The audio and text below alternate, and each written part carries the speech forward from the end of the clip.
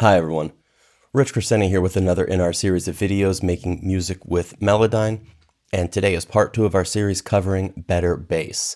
Now in part 1 of our series we covered lots of tips and techniques that use Melodyne Assistant and higher, but today we're going to go deeper, and that requires the use of the sound editor, which is only available in Melodyne Studio.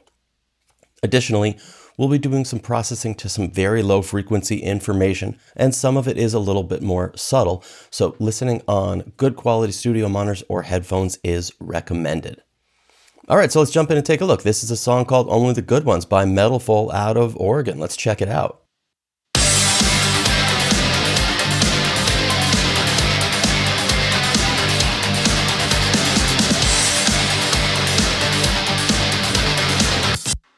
Okay, great. Same as last time, this is a heavy rock track, and I am leaving this bass track right where I left it at the end of video 1. Let's just listen to just the bass for a moment here.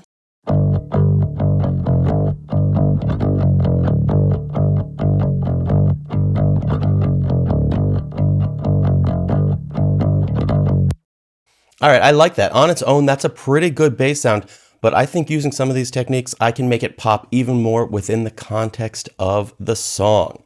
So let's jump right in. As I mentioned before, we're going to be using the sound editor, and in Melodyne Studio, that can be opened right here. And the first thing that I want to talk about here is our harmonics. This opens up on the Harmonics tab, and this is a harmonic footprint or fingerprint per se of our bass track. And if we look at it, we'll see these bars represent the overall harmonic image of this bass, and as it plays, you'll see circles that jump up and down showing the information in that instant. So one of the first things that I like to do always is come to this very first one right here, right? We've got our fundamental, second harmonic, and so on. But this one right here is all information that is below the fundamental or musically not related to the track. So this is subtle, but when you start to compress, it would give you more headroom in the track overall, and track after track, removing this information right here is very useful. So one thing I generally do is just pull this down all the way. Now next, what I'm going to do right here is try and balance these out against the kick and the guitar. But I want you to understand something when we look at this right here, right? If you click on a note inside Melodyne, like this one right here, I've clicked on it. Our information pane shows this is now 49 hertz, right? This song is in D minor. This is the G where that note starts. It's at just under 50 hertz. If we swing down to the D of the song, this is at just under 37 hertz right here. So that means the fundamental for this bass right here is going to be between 37 and 50 for most of this. Well, that means that the next harmonic is between 74 and 100. And then from there, it goes up to 150, up to 200, up to 250, up to 300.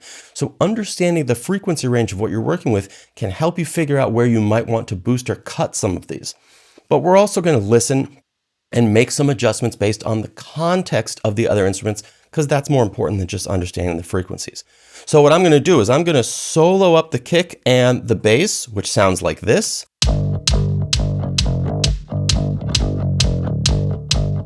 And I'm going to try and balance the low end of this a little bit better against the kick. Now this kick has a pretty sharp attack on it. So I'm going to do this just for representation of the information. This just make it a little bit easier to understand what I'm doing. This is just a EQ that bypasses everything above 480 right here. So I'm going to turn this on and make some adjustments to these harmonics. Let's listen to this.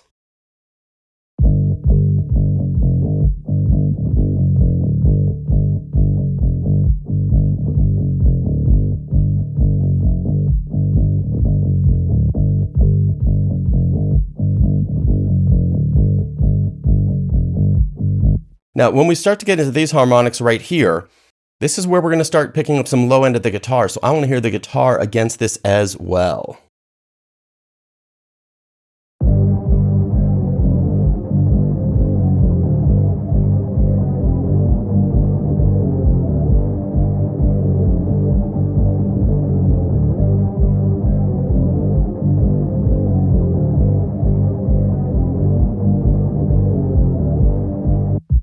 And I might even cut a little bit here in the 250 to 300 range up at the upper end of our harmonics right here.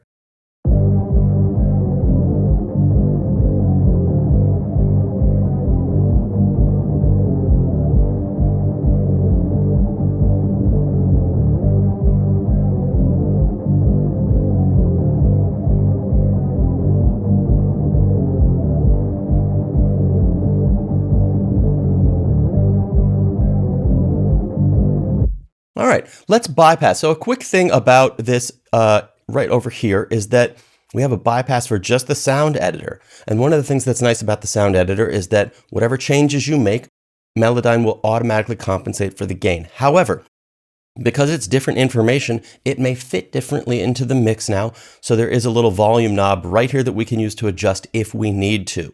Here's our original.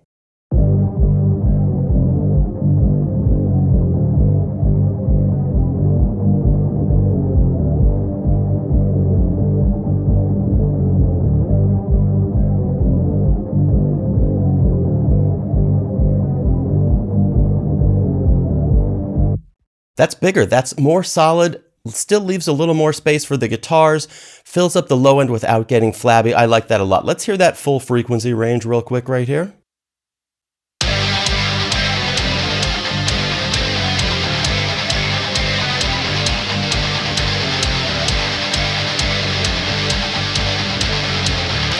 And listening to this right here, I might pull up some of this low end a little bit more.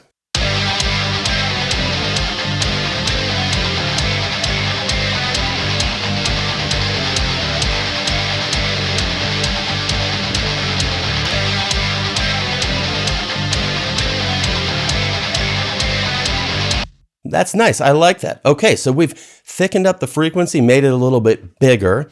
But now I want these notes to sustain a little bit longer, so I'm going to come over here to this dynamics slider. This is different than the leveler macro or the amplitude tool, as this slider affects each one of these blobs individually. You won't see a visual change, but you can increase the dynamics so the blob dies off sooner, or decrease the dynamics so you get more sustain in each one of these blobs. So watch the difference this makes.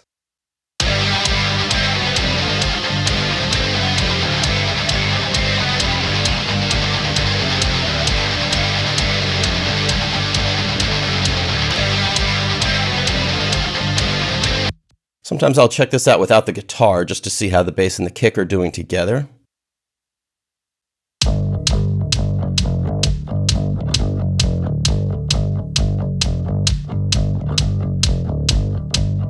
Put the guitar back in.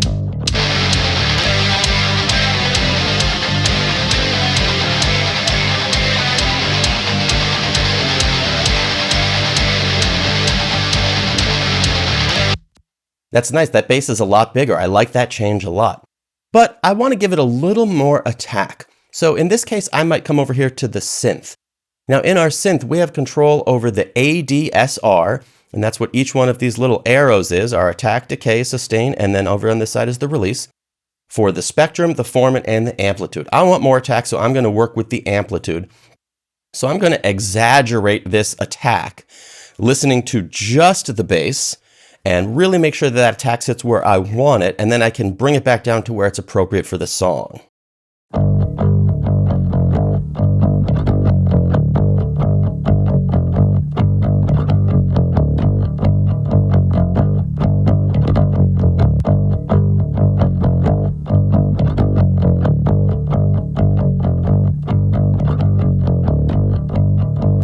Good, I've got that attack kind of the length where I want that right there. Let's bring in the guitar and kick and set it so it sounds good with the context of the other instruments.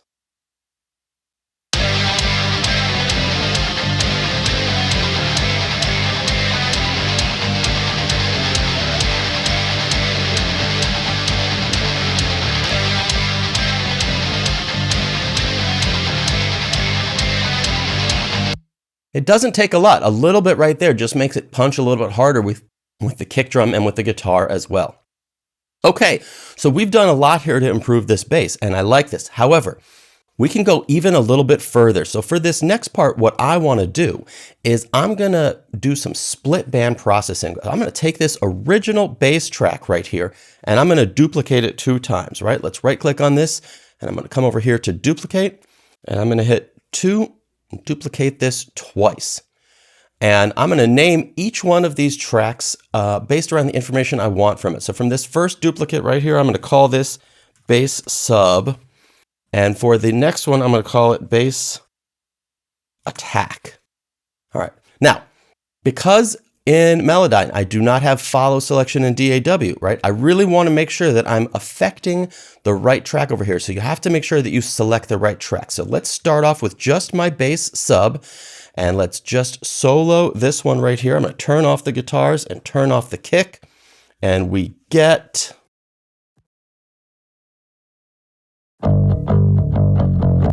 For right now, it still sounds the same because it is just a duplicate. What I'm going to do right here is take all of these harmonics and I'm going to get rid of all of them. Right? Just going to pull them all the way out, leaving just this sub information right here, which sounds like...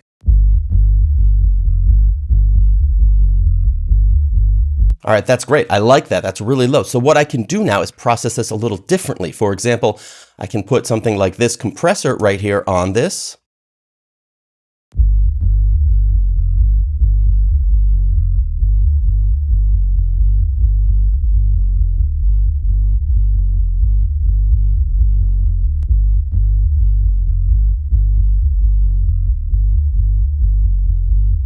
Nice. So we've evened that out in level quite a bit. So now what I'm going to do is I'm going to come back over here to our original bass DI track and pull out this sub, right? Because now what I can do is have a different kind of compression on just the sub, right?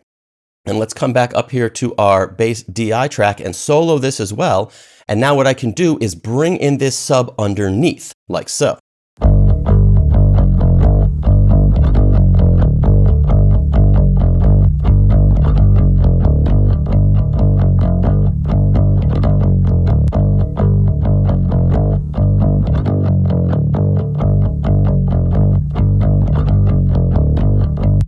This is nice, and what I like about this now is I can come back up here to my original bass and put some distortion on it. And this way that very sub low end will be very, very clean and solid and tight, but the upper portion of the bass, the main body of the bass, can have some great distortion on it. Let's check this out.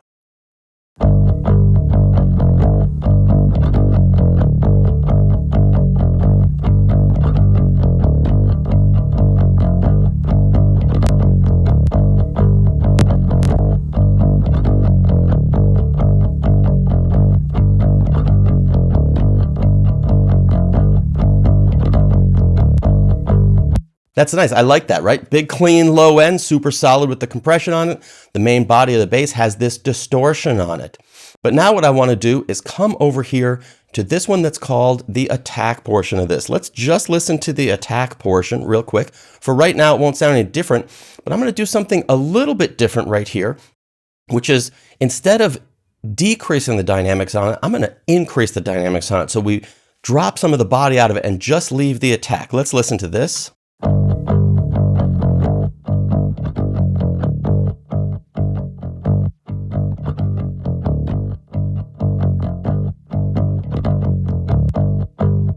Okay, that got us part of the way there. I can come over here to the synth now.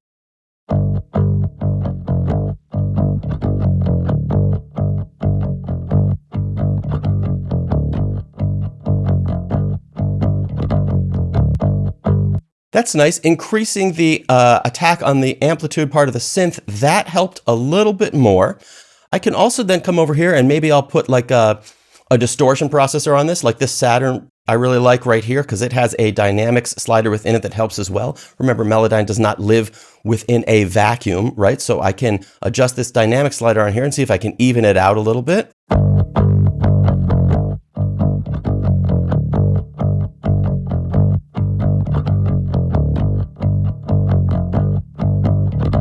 Nice. I might even put some compression on this one as well. Let's hear this. The 1176 on there.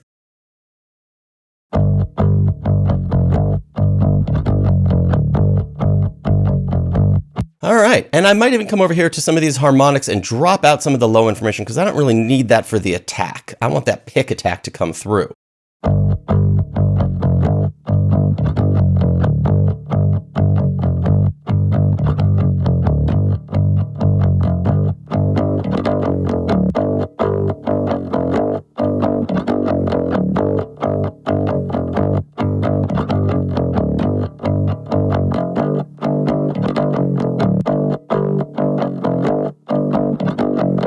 Nice. I like that. Okay, so one more quick thing that I'm going to do right here is I'm going to come back up here to this bass and hit Command A to select all these notes. And I'm going to come over here to my fade tool and do something that's really can only be done within Melodyne. And I'm going to zoom way in on a note so that we can kind of see one of these notes right here and draw in a fade at the end of this note. With they're all selected, I can draw in a fade at the end of the note. And so that now what we'll have is only that really sharp attack portion at the beginning. And I'm going to pull this down so we get a really good fade. And let's listen to this. I'm going to adjust the end of the fade for all of these to get just the attack portion that I want.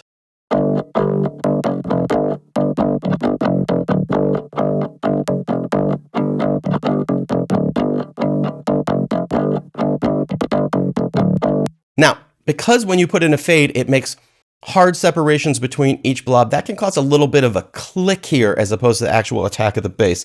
So what I'm going to do is zoom way in and draw in a very, very short fade at the beginning of all of these and drag that up so we get kind of the shortest fade taper that there is, so there's no click, but a more natural attack.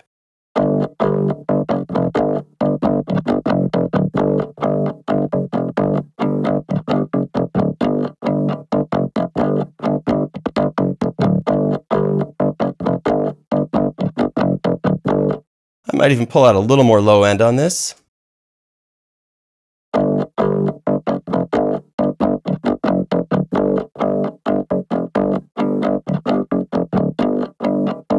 Nice. Maybe I might increase these or decrease these dynamics a little more right here.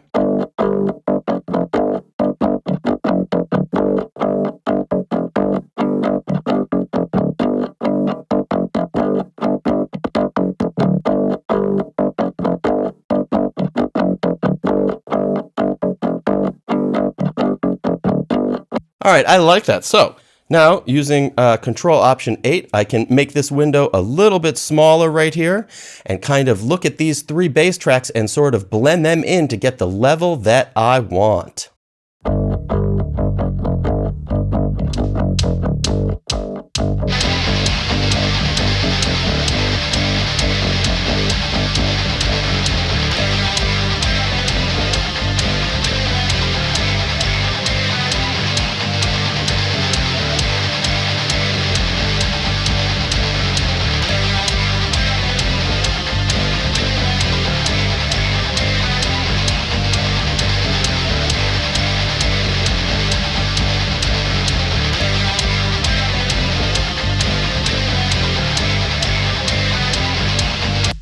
Okay, great. I like that a lot. So let's see here, right?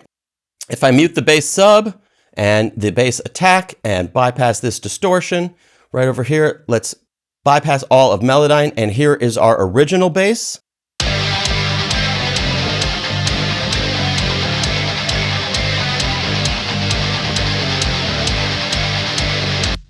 And here is what we turned it into.